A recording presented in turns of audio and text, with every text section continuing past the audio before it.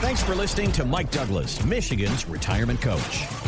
Glad to have you here with us alongside Michigan's retirement coach, certified financial planner, Mike Douglas. I'm Heather Branch, and as far as starting a conversation with Mike goes, it's as easy as getting to our website. michigansretirementcoach.com is where to go. We also have links posted in the show notes. And don't forget that you can subscribe to our YouTube channel, as I like to say. Mike is very big on pointing out my inflection when we are not recording. Subscribe, like, comment, be part of the conversations we're having about all the different topics. You search Michigan's Retirement Coach on Apple and Spotify, or find us on YouTube, again, Michigan's Retirement Coach, and that's how you can subscribe there. So, have you bought all the Halloween candy yet? Do your kids, how old's your oldest? Is he 13? He's 13. Gavin's 13? He'll be 14 by Halloween. So do we think this is the last year trick-or-treating then? When is it? When do we stop the trick-or-treating? What's the rule in your house? So we've never done trick-or-treating. What we do is we do a trunk-or-treat thing at our church. Those are cute, yeah.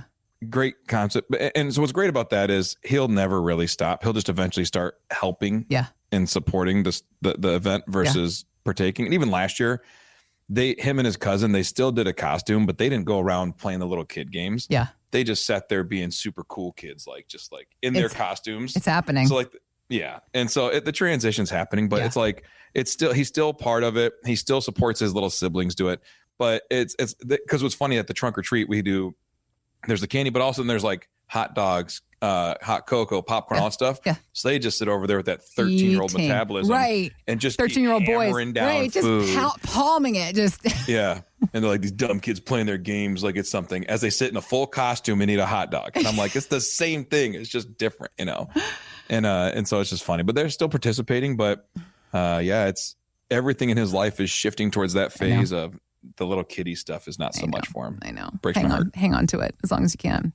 Hopefully also for whatever Halloweening you've planned for, you have already purchased your candy, because I'm not sure you can buy Halloween candy anymore because it's all Christmas stuff now. Even though it's barely into October, everybody knows the gripe I'm having. This is the funny, I was thinking to myself, I was having an internal conversation, though, the idea of, as a human, please stop rushing me. Please let me have one holiday at a time. Why is there already Christmas stuff? I mean, the giant nativity scenes at Costco are there, the ribbon, that kind of thing. Yep. But also the capitalist in me is like, hell, go on. If people are buying it, why would you not be selling it? Get your money, get paid. So there's a weird conflict. But stores like Costco, Target, Walmart, Home Depot, the Christmas decorations are out, Mike Douglas. It's happening. Christmas is my favorite. So not just for the obvious, but just Christmas decorations. Yes. I love being in Michigan. We get 4 seasons a year. Yeah. We really get all 4 seasons. And so we're going through right now where the air has changed. We're done swimming. We are full on fall. Yeah. Right. Yeah. And so I enjoy that. Everybody's starting to wear hoodies and jeans instead of shorts, all great stuff. And then when we put up the Christmas decorations, we do it typically on Thanksgiving Day. Yeah. So we will actually do our Christmas decorations that day and then set up our tree on the Black Friday. Got it. And so we do that on purpose. It's like it shifts us, right, from fall to Christmas. Yeah. But I am here for it. It's my favorite season. I love the decorations. I love everything about it. I wish it was 2 months. I wish we could have 2 months of Christmas decorations. It's so much work. You wish it would be long. That's why I don't fault people that put Christmas decorations up after November, not before. But if you are a before Thanksgiving person, I'm not mad at you. It's a lot of work. You're like, I want to enjoy it. It is tough to listen to the music for 2 months. That I will say. Because there's only so many songs. Yeah. I found a great on Spotify last year. A great it's called smooth Christmas jazz. Ooh. Yeah, it was calming. Okay. And so I fell in love with it, right? Because they don't ever sing the words. Yeah. And so it never really doesn't get, because it's jazz, it's not quite so kitschy. So you can listen to it. Well, then it was like March and I was just still listening to it in the background. And some people got in my car because we were going to a staff event, and the staff got in the car and they said, "Are we listening to Christmas music?" And I was like, "Oh, you're listening to smooth, jazzy Christmas music." How dare you? I love it though. I love Christmas. All right. We love Christmas. We love holidays. Lots of people love fall, pumpkin spice, everything. There's lots that happens this time of year that people love. Now, when it comes to the work you do, financial planning, is there a lot that can be done this time of year? Or what do we need to be thinking about when it comes to Q4 a checklist, things to do. What do we need to think about? Yeah. There's a lot that we have to start knocking out. There's end of year things, and we don't want to be dealing with this stuff in the middle of December because you're busy, we're busy, the whole thing, and life just goes by so quick. Yeah. So there's things that we need to do every year as check-in points. We need to do a year-end review of our finances. We need to review, especially as we come into the Christmas season, typically a very expensive season, between gifts, the amount of dinners you go to, and all the different stuff you do. It can become a pretty expensive season. It's good to do a year-end portfolio review, but also a financial review. How much money we're spending, how much money we're bringing in, how do we look in our savings accounts, things like that. So year-end portfolio review, walking through those things. If you're at the age of taking out required minimum distributions and you haven't done that yet, it's an important thing to do before the end of the year. Okay. And tied to that, if you say, I really don't want to take out a required distribution this year, but you have to, you can do what's called a qualified charitable distribution, QCD. And that way you don't have to pay taxes on it, and it can go to whatever charity or thing you wanted to give to, but you do have to settle up on this RMD number. Right. It's a good time to review your insurances. You want to talk about a boring topic. You should review your insurances. Are we accurate? Are we up to date? Do we need to change anything? Do we have enough coverage? But, when it looks at your health insurance, and a lot of people we come into open enrollment periods, or your homeowner's insurance, whatever it is, just tighten things up. The laws change. Insurance companies are making major shifts in their coverages because of financial stability issues. Really? When you have things and things like hurricanes that come through, which is a current and devastating topic. Yeah. There's obviously the humanitarian side, which is it's brutal what's going on, and it's very, very sad. Yeah. There's also the financial side, which is that these insurance companies have to try and, they're supposed balance to. It. Yeah. But they're supposed to salvage all this. Yeah. And that's a big, big expense. Yeah. And they're pulling from a certain pool of money. And for them to pay for all that stuff, they have to pull from other people. Yeah. So when you see major things like this, we just have to know in our minds, hey, my insurance premiums are probably going to go up a little bit. Okay. And we need to build adjustments insurance companies will start either raising premiums or lowering coverages. And so you don't want to have a lower coverage if you're planning on something. So you may have to pay a higher premium. All things to calculate in. Another big one is just start thinking about being generous. As we're towards the end of the year, there's a lot of opportunities to give. And again, we're not here to tell you, you have to do this, that, whatever with the money. But if it's on your heart to be philanthropic, if you want to be generous or a giver, start thinking of ways to, bless people around you or to your kids, grandkids, those you don't know. Just think about that. That may be a thing. And again, if you're at the point of taking money out by requirement from the government, sometimes you can satisfy that doing a qualified charitable distribution. Those are big things.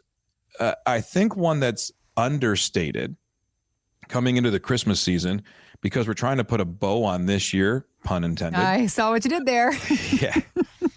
We need to start thinking about 25. Yeah. I'm a goal junkie. I love sitting down and dreaming and thinking and planning. Okay. And I drag my family through that process every single year. Yeah. Every one of my kids has to set up goals for the year, even my 8-year-old. Dad, I'm big on it. I had to make another vision board. Do you guys do vision boards in your family? Yeah. It's January 1st. Yeah. They're trying to, sleep in and deal with the late night, all that stuff. I know it's goals. It's goals day, and we set family goals, and also like trips we want to take, things like that. But start thinking about it now, because if it's not your natural inclination to set aggressive goals, or to even think that way, you're giving yourself now, this is October, which is crazy to think it's already October. Give yourself the next 2 or 3 months to think, hey, what would it be cool if we did next year? Mm-hmm. Start those conversations, because planning never rests, really. But if you start thinking of, hey, I'd love to go on a cruise somewhere. I'd love to, maybe we do the kitchen remodel next year. I'd love to do this. You need to start looking at several factors that are out there. One, what are the economic factors? What is the market doing? Are we going into a recession? There's things that factor into it, but at the same time, what do we need to do to make sure that our goals get accomplished? So it's a good time to start thinking about what we want to do in the next year or so. I remember, so in January of 2020, right? Let's go back in time to basically remember January, right? Remember January of 2020 when everybody was just minding their own business and COVID? Life was super easy. What? We set our goals for the year, and we set our goals for 2020. We wanted to had certain travel goals, certain health goals, certain family goals. And then we said January of 21, we are going to take the month. We homeschool our kids, and I love that we do that.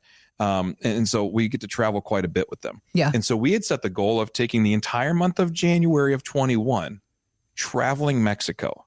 We were going to go do 3 different educational weeks. We're going to go check out Mayan ruins. We're going to do all these things. Yeah. And then we said the 4th week we'll end up at a resort somewhere and we'll enjoy a week just at some vacation thing, and then we'll come home. Okay. I said a lot of times in January, people don't want to come meet with us anyways because they're either snowbirding or it's super cold in Michigan. Yeah. And so I said, it's a perfect month. I'll work remote. We'll go travel. We'll do all this stuff. Okay. And that was our goal, and they were excited. It was going to be so great. Yeah. 2 months later, the world shut down and went through the pandemic, and Mexico went through a lot of stuff. A lot of areas that we had looked at had an increased crime rate. And so we couldn't do that trip, and it drastically changed. And then my kids got into basketball after it. And now we can't do this winter trip anymore. Yeah. But it was such a fun thing to dream about what we would do in Mexico. Yeah. And that was a year out goal. So whatever you want to do or accomplish, use this time. It's different for everybody at different phases of life. If you are in retirement, you say, I've thought, I keep hearing about this cruise or this trip or that, whatever. And you want to start understanding how to accomplish those goals. How do we financially plan for it? How do we mentally plan for it? How do we build out those dreams? That's what the conversations are supposed to be. That's how we walk through and make sure that you are living out the things while you were healthy enough to do them. On our website, on michigansretirementcoach.com, there's a button on there that says start your retirement roadmap today. And if we click on that button, it engages a conversation with us where we have coffee or we talk or we do a phone call or a Teams or a Zoom meeting. And we just say, what do you want to accomplish? And we help you build a plan that makes sense for you and for your family. It's unique to each person, but goal planning. And again, we cover the other things, the year-end portfolio, those are all good checklist things. And that's kind of just making sure that everything you're trying to get done in 24 gets done. The real fun starts when we start dreaming about 25. And if you want to have those conversations, understand how to build a plan, understand how to make sure that the things that could be are, right? It'd be fun if we did this. Well, then let's do it. And let's build a plan to do it. Go to michigansretirementcoach.com, click that button that says start your retirement roadmap today, and we'll have those conversations. We also have links posted in the show notes. So if it's more convenient, you can just click there, which will take you to our website, which is, again, michigansretirementcoach.com. Thanks for listening to Michigan's Retirement Coach with Mike Douglas. To learn more, visit michigansretirementcoach.com. Michael Douglas is an investment advisor representative of Stewards Wealth Planning, LLC, a registered investment advisor. Financial professionals are not licensed in all 50 states. To find out if Michael Douglas is licensed in your state, please call 517-323-7526. Stewards Wealth Planning, LLC is not affiliated with nor endorsed by the Social Security Administration or any other government agency and does not provide legal or tax advice. Annuity guarantees rely solely on the financial strength and claims-paying ability of the issuing insurance company. By contacting us, you may be provided with information about insurance and annuity products offered through Michael B. Douglas, NPN number 9650939.